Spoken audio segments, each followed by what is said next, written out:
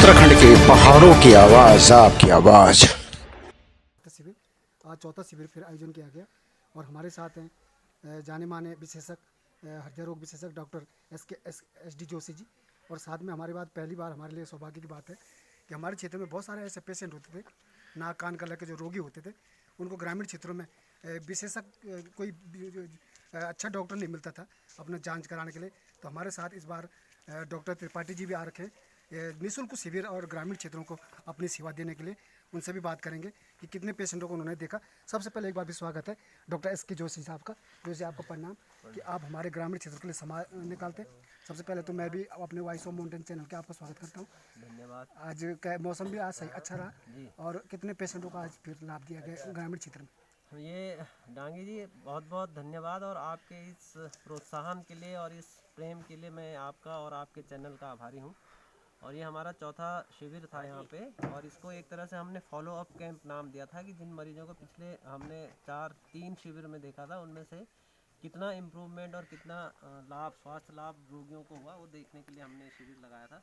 और आज लगभग टोटल 120 से लेके 140 के बीच अभी रजिस्टर में देखने पड़ेगा इतने पेशेंट आए। उसमें से कुछ ईएनटी के हमारे सहयोगी हमारे साथ आए और मुझे तो हमेशा ही अपने पहाड़ में आकर बहुत ही अच्छा लगता है और प्रेम हमारा पहाड़ों के प्रति है ही।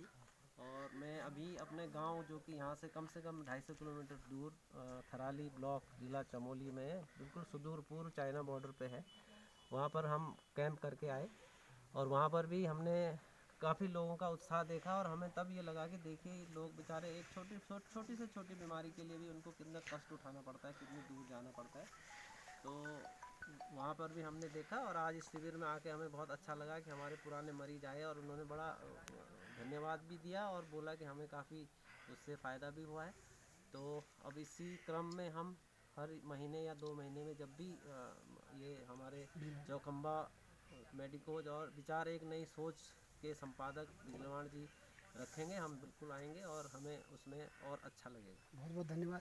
हमारे साथ हैं ENT का स्पेशलिस्ट डॉक्टर पीयूष त्रिपाठी जी, जो पहली बार इस शिविर का आयोजन में हमारा सहयोग कर रहे हैं। हमारी ओर से मैं तो आपका स्वागत करता हूँ। धन्यवाद। आज डॉक्टर साहब कैसा लगा ये हमारे क्षेत्र में ग्रामीणों के मरीजों को जो है देखते हुए।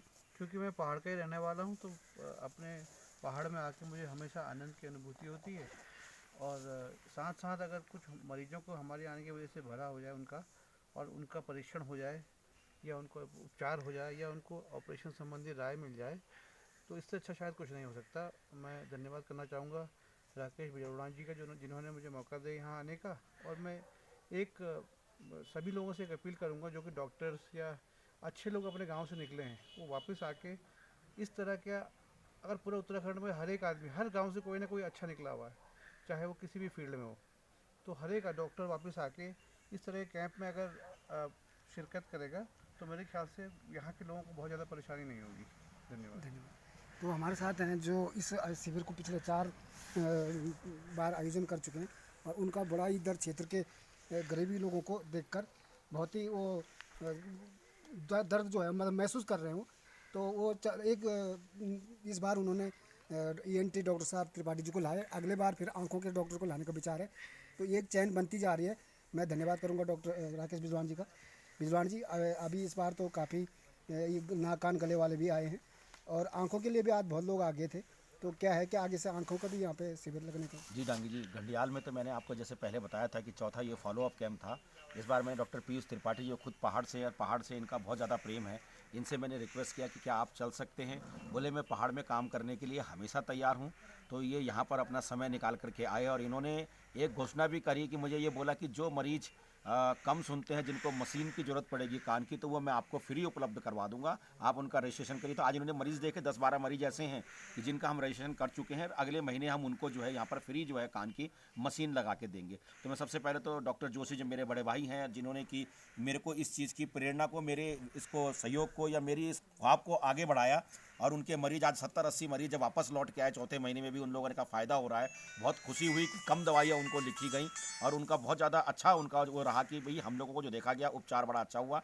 फिर डॉक्टर पीयूष त्रिपाठी ने जिस तरह से कान नाक गले के लोगों का जो है इलाज किया, उनकी मशीन का इलाज किया, तो अगली बार वो कह रहे मैं अपना एंडोस्कोप लेकर भी आऊँगा।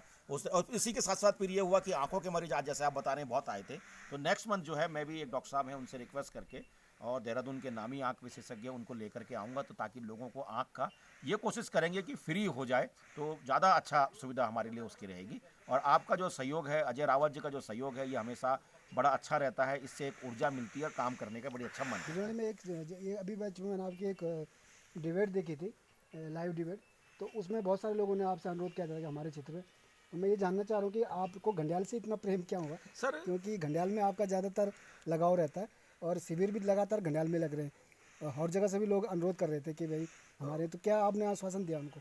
मैंने आश्वासन ये दिया डांगी जी कि देखो हर जगह जा जा के तो क्योंकि वो मुनासिब नहीं हो सकता कि आप इतने कैंप लगाओ। पता लगा हमने घंडियाल जो कैंप हम लगातार लगा रहे हैं, अब जो लोग इधर आसपास, क्योंकि घंडियाल जो है ना अप्रोच करता है, यहाँ पर गाड़ियों की सुविधा है, यहाँ पर जो है सब लोग आराम से आ जाते हैं, आसपास के गांव को भी पास पड़ता है। मान लो मैं किसी दूसरे गांव में करूँ तो दूसरे गांव के लोगों को वहाँ दूर पड़ेगा, गाड़ी नहीं आती। यहाँ अभी शेयरिंग करके आते हैं कि 10 रुपये सवारी करके 20 रुपये सवारी करके लोग गाड़ी में आ जाते हैं। वहाँ दूर करूँगा तो उनको फिर गाड़ी अलग से बुक करनी पड़ेगी और कई तरह की ऐसी सुविधाएँ हैं जो हर गाँव में जा के जो है उपलब्ध नहीं हो पाती। पर मैंने उन लोगों से कहा था कि इस तारीख को हमारा कैंप होता है, नियर बाई गाँव है, अगर आपका गाँव यहाँ से 50 किलोमीटर ज़्यादा दूरी पर है तो हम फिर वहाँ पर भी कैंप लगाने का विचार कर सकते हैं।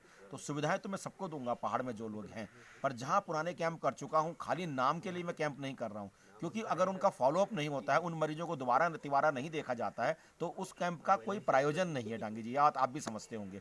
तो जो पहले भी जैसे आप भी अपने आप को दिखा चुके हैं 3-4 बार, तो आपको भी जो अस्थमेटिक आपकी प्रॉब्लम है उसमें काफ़ी आपको आराम मिला। आज आपको गले के संबंधित कोई शिकायत थी तो उसमें आराम मिला। अगली बार आप जब दोबारा डॉक्टर आएंगे पूछोगे तो आपको भी लगेगा कि कैंप का फ़ायदा तभी है कि जब मेरे को दोबारा तिबारा उसका फॉलोअप मिले।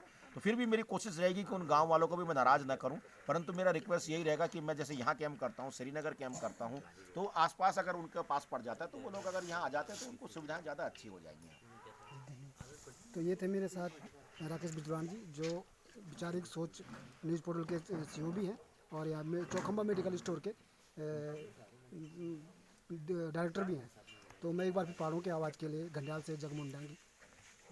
पहाड़ों की खबर हम लोग आपके लिए लगातार ला रहे हैं। वॉइस ऑफ माउंटेन्स का आप लोगों को बहुत अच्छा सहयोग मिल रहा है। आगे भी चैनल को सब्सक्राइब करना, घंटी बजाना, ताकि आपको अपने आप खबर मिले। लाइक, शेयर और कमेंट्स ज़रूर करना। पहाड़ों की खबर देखने के लिए देखते रहिए वॉइस ऑफ माउंटेन्स।